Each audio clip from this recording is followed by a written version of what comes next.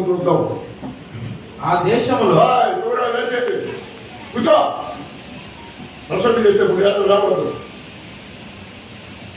దయచేసి మీరు మనం చేస్తున్నారు. ప్రసంగం చేసేప్పుడు అటు చేసి కదలకూడదు. కదులుతున్నామంటే నీకు దేవుని వాక్యం ఇష్టం లేదన్నమాట. దేవుని మాట నీకు అవసరం లేదన్నమాట. నువ్వు కదిలితే ఆ దేశంలో కొందరు గొర్రెల కాపరులు పొలములో ఉండి రాత్రి వేళ తమ మందను కాచుకొనుచుండగా ప్రభువు దూత వారి యొద్దకు వచ్చి నిలిచెను. ప్రభు మహిమ వారి చుట్టూ ప్రకాశించినందున వారు మిక్కిలి భయపడిరి.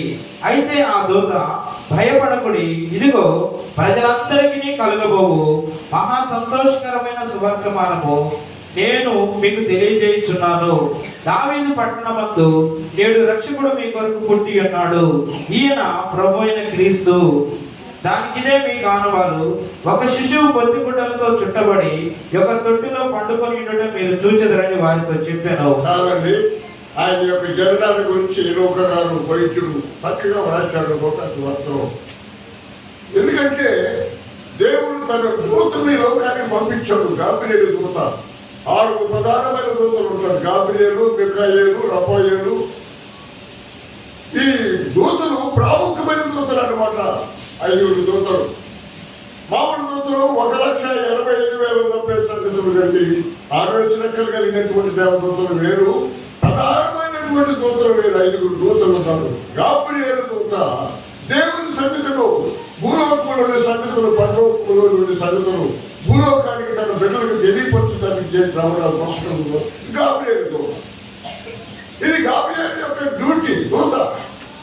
ఈ దూత ఇక్కడ గొర్రెలు కాపరులు గొర్రెలు కాసుకొని చూడగా వారి దగ్గరికి పంపబడి ఎందుకు గొర్రెలు కాసుకున్న దగ్గరికి వచ్చారు? చాలా మంచి మనసు కలిగిన వారు.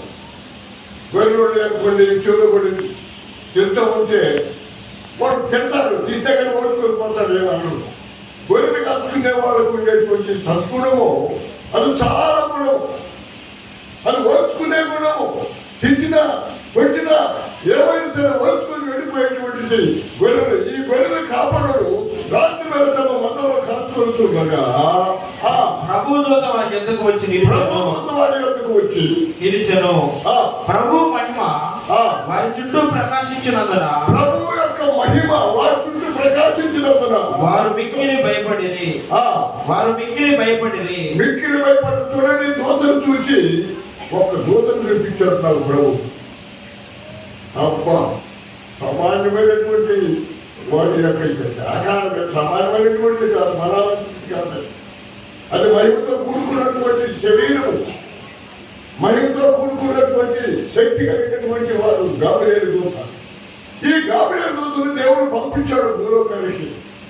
ఏమని చదివాను? ప్రభు దూత వారి యొద్దకు వచ్చి నిలిచెను. ప్రభు మహిమ వారి చుట్టూ ప్రకాశించినందున గాబ్రియేలు దూత మహిమను తీసుకుని వచ్చాడు. పరలోకములో మహిమను ఉత్తగా రాలా, ఉత్త చేతుల్లో రాలే. గాబ్రియేలు దూత దేవుని యొక్క సన్నిధిలో, దేవుని యొక్క మనసులో, దేవుని యొక్క ఉద్దేశంలో తీసుకొని మహిమతో నింపబడి భూలోకానికి వచ్చేశాడు. గాబ్రియేలు దూత వరకు రాలా. ప్రభు చుట్టూ వారు ప్రకాశించినందున వారు మిక్కిలి భయపడిరి. ఏమండి?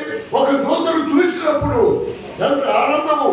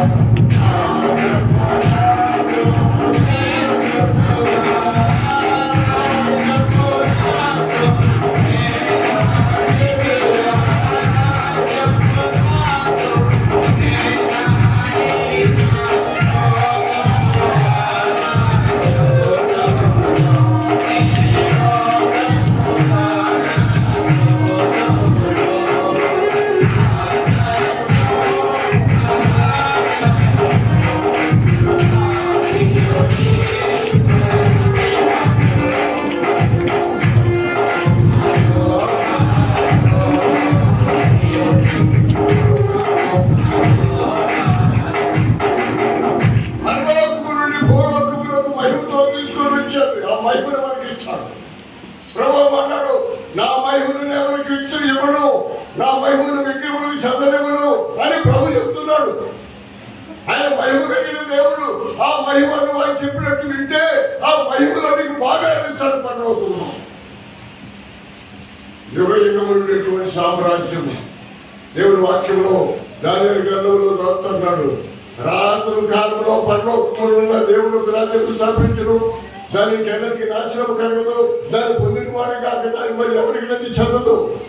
ఏం పొందిన వారికి? మానవులు పొందిన వారికి, బుద్ధి మారిన వారికి, గొడవ మారిన వారికి, పాపం నుండి విడుదల పొందిన వారికి, కంటి మీద జయం పొందిన వారికి, నోటి మీద జయం పొందిన వారికి, పాపం అనేటువంటి స్వభావం లేకుండా ఉన్నటువంటి వారికి. భూలోకములోని ఆయన మాట వింటే, ఆయన శిలువలో కాచిన రక్తంతో కడుక్కుంటే మహిమ కలిగిన సామ్రాజ్యంలో నీకు పట్టాభిషేకం చేస్తానని సమాజం చెబుతున్నాను. ఈ మాట మహిమకరమైన రాజ్యం, రక్తమాంసంతో కూడుకున్నటువంటి రాజ్యం కాదు, మహిమతో కూడుకున్నది నీకు మహిమిస్తాడు. ఆ దూత మాట్లాడుతూ ఏమని? అయితే ఆ దూత భయపడకుడి, ఇదిగో ప్రజలందరికీ కలగబోవు. ప్రజలందరికీ ఏమని? ప్రజలందరికంటే ఒక కులానిక, లేక ఒక మతానిక, ఒక దేశానిక, ఇంకా దేనికి లేదు, అందరికీ యేసుక్రీస్తు అందరికీ ప్రభు, అందరికీ దేవుడు. ఆయన సమాజం చెబుతున్నాను సత్యాన్ని. ఏమని లేదు, నేను ముక్కలు నరికి వేసిన నాకు దిగులు లేదు. కానీ ఆయన సజీవుడు, ఆయన ప్రేమగల దేవుడు, యుగ యుగకి దేవుడు. ఇదిగో నేను మృతుడైంది కానీ యుగ యుగములకు సజీవుడైన దేవుడిని పిలుస్తున్నాడు. ప్రయాసపడి భారం మోసుకుని సమస్యలున్నారా, రండి నా దగ్గరికి రా, నా రాజ్యానికి రా, నాతో ఉండు. 12 రత్నాల ముత్యాలతో అలంకరించి నేను కట్టిన పరలోక రాజ్యం నీకు ఇస్తాను. రా రా, భయపడమాకు, రా, నా దగ్గరికి రా. పాపం నుంచి విడిపిస్తాను, రా. శాపం నుండి విడిపిస్తాను, రా. ఈ కోరిక తీరుస్తాను, రా. ప్రేమతో పిలుస్తున్నాడు, కౌగిలించాడు, నిన్ను ముందు పెట్టుకుంటాడు. ఆ పుట్టలు పొందుతున్నాడు, ఆ గొర్రె పొంది సంకేస్తున్నాడు.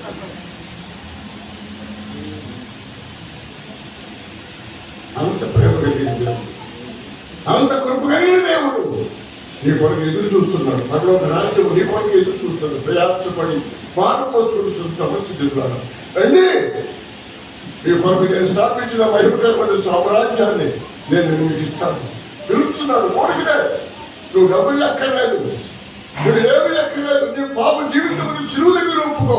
ఆయన ఇస్తాడు, ఇచ్చి చూడు. నీ హృదయంలో ఆయన తలమిచ్చి చూడు, నీ బ్రతుకు చూడు. చూస్తావా? ఆ దూత భయపడుతుంది. ప్రజలందరికీ కలుగు మహా సంతోషకరమైన వర్తమానం, మహా సంతోషం, మామూలు సంతోషం కాదండి. అదిగో మనలు ఒరే కాచుకున్న దూతను చూసి అత్యానంద భరితులై, తూర్పు దేశ జ్ఞానులు అత్యానంద భరితులై ఆయన వెంబడించినట్టుగా చూస్తూ ఉన్నాం. గొప్ప రక్షకుడు, భయపడుకుని ప్రజలందరికీ కలగబో మహా సంతోషకరమైన వర్తమానం ఇది ఖండిస్తున్నాను. దావీదు పట్టణమందు నేడు నీకు రక్షకుడు పుట్టినాడు. ఈయన ప్రభువు క్రీస్తు. ఈయన ప్రభు అయిన క్రీస్తు. దానికిదే మీ కానవాలు. ఒక శిశువు పొత్తి గుడ్డలతో చుట్టబడి ఒక తొట్టిలో పండుకొని మీరు చూచెదరని మీరు వారితో చెప్పెను. వెంటనే పరలోక సైన్య సమూహము ఆ దూతతో కూడా ఉండి, దూత పక్కనే కాదు, దూతలు కూడా వచ్చారు ఆయనతోటి ఈ లోకానికి. ఆ శిశువు కారుకు వచ్చారు. కాబట్టి దూతలు కూడా మహిమతో ఇంకా దూతలు వచ్చారంట ఆయన దగ్గరికి.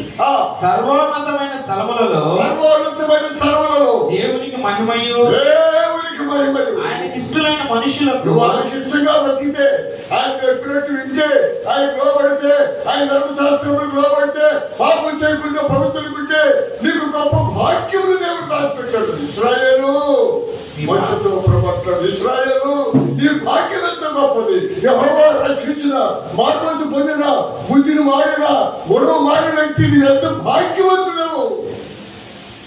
ఇశ్రాయేలు నీ భాగ్యం ఎంత గొప్పది. యెహోవా రక్షించిన నిన్ను పోలిన వాడెవడు? ఒక మారుమూర్తి పొందిన వాడి యొక్క జీవితంలో నువ్వు దేవుడు లేవు. ఒక మారుమూర్తి పొందిన దేవుని బిడ్డ దగ్గర నువ్వు నిలవలేవు. చాలా మంది నన్ను ప్రశ్న వేస్తారు, నోరు మూసుకుని ఒక మాటతోనే జవాబు చెప్పేస్తాను నేను. యేసు ప్రభువు ఈ మధ్య వచ్చాడే, అప్పుడు ఎక్కడున్నాడో నువ్వు బయట చదువుతున్నావా అన్న. చదువుతున్నా అంటే సాయంత్రం వెళ్దాము 8 అధ్యాయం 23 వచ్చింది చదవమాట చదవమాట. ఏమండి, ఇటువంటి దేవుడు ఆయన అర్థం చేసుకున్నావా? ప్రేమిస్తున్నావా? 8:23 సాయంత్రం వెళ్దాము.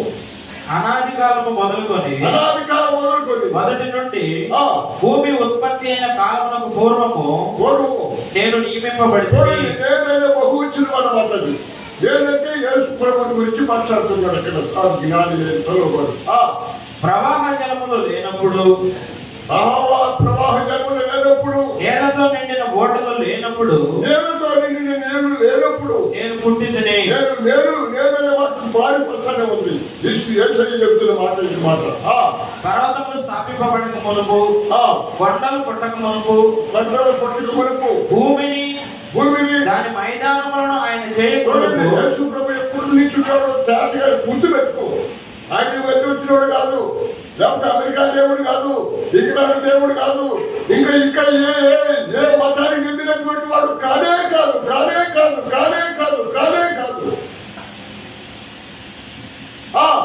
భూమిని దాని మైదానములను ఆయన చేయక మునుపు నేల మట్టిని రవత్తయు సృష్టింపక మునుపు నేను పుట్టిందని. ఆయన ఆకాశ విశాలమును స్థిరపరచినప్పుడు మహాజలముల మీద మండలమును నిర్ణయించినప్పుడు నేను అక్కడ నుండి.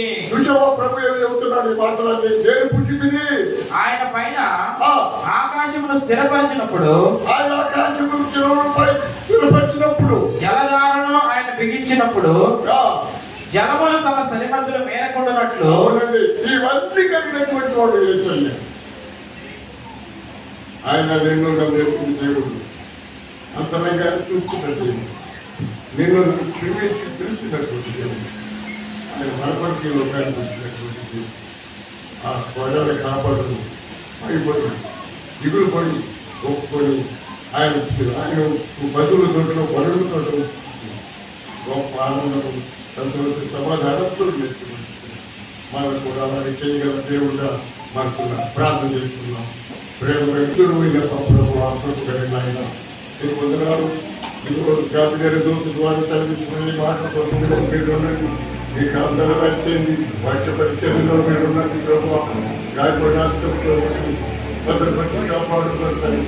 జాతీయ దూత ద్వారా బయలుపరిచిన మాటలు కొట్టుకొని జరిగే కార్యక్రమం మీరు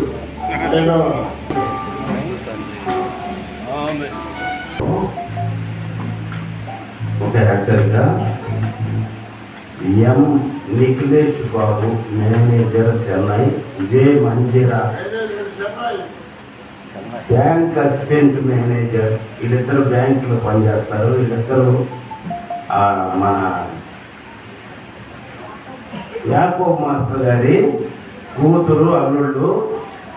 మరి అల్లుడు కూతురు వాళ్ళు ఇక్కడ ఒక 6గురికి ఎక్కడికన్నా క్యాంపు పోవడానికి 2 జతల బట్టలు, బైబులు రాసుకోవడానికి ఒక డైరీ వాళ్ళు డొనేట్ చేయడానికి వచ్చారు.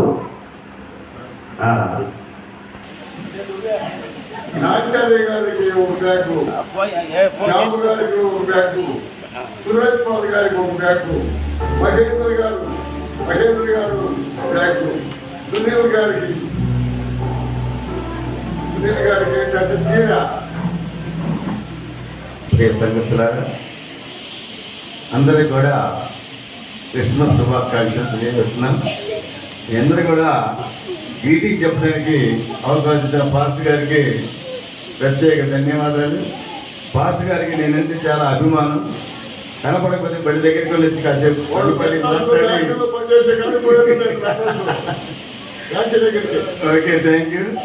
నిన్న పాప సెమీ క్రిస్మస్ అయిపోయిన తర్వాత ఇంటి దగ్గరికి వచ్చి నాన్న సెమీ క్రిస్మస్ చాలా చక్కగా చేశారు, సంఘస్థులందరూ కూడా చాలా బాగా సహకరించారు, అలాగే చీరలు ఇవ్వటం కానీ అన్నింటిలో బాగా ఇచ్చేశారు. కాబట్టి నేను ఎందుకు పాస్టర్స్కి, అలాగే మన భాస్కర్ నాయన గారికి, అలాగే సురేష్ పాల్ గారికి, మన శ్యామ్ పాస్ గారికి, నాచార్య గారికి, అలాగే తమ్ముడు దాదాపుగా సునీత గారు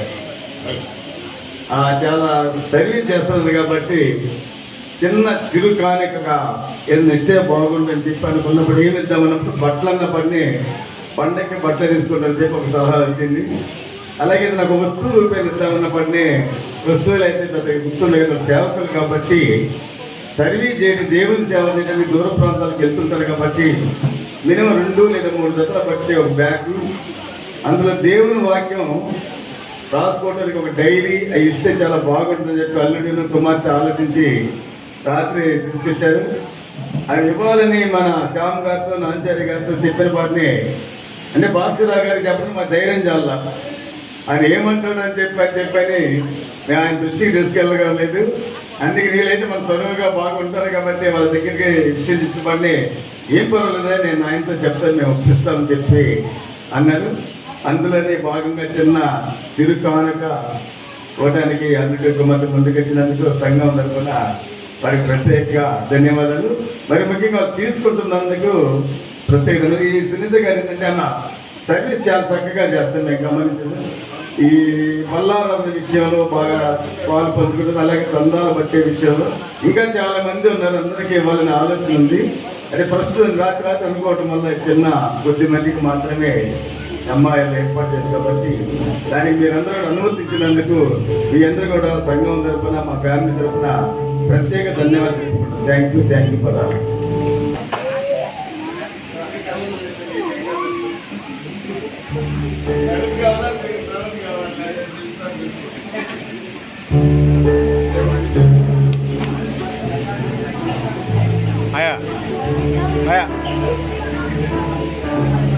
ఇటు దిగు.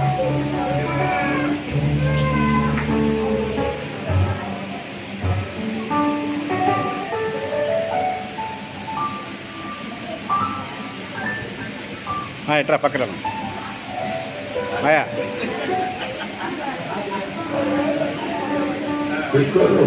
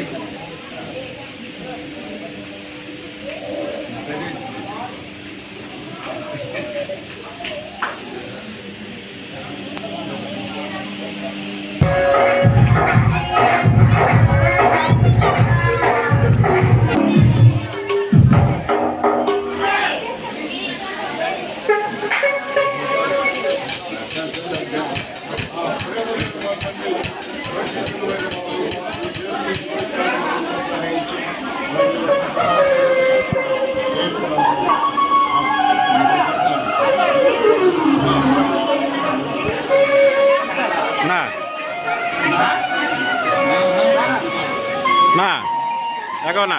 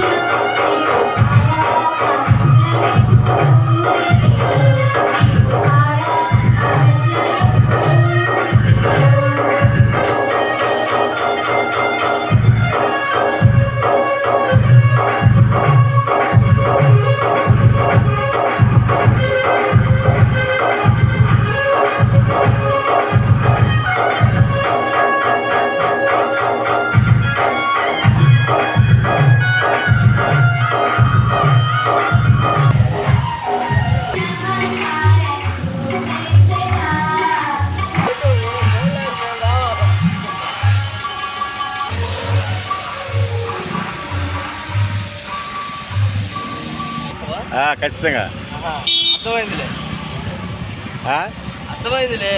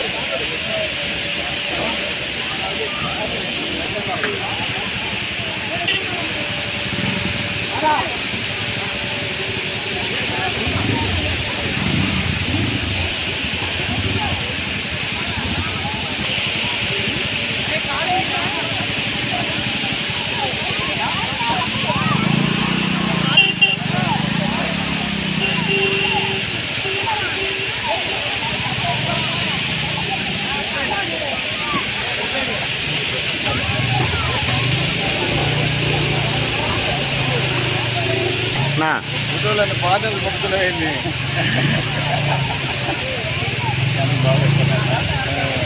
ఏదో గుర్తుగా ఉంటుందిలే అన్న.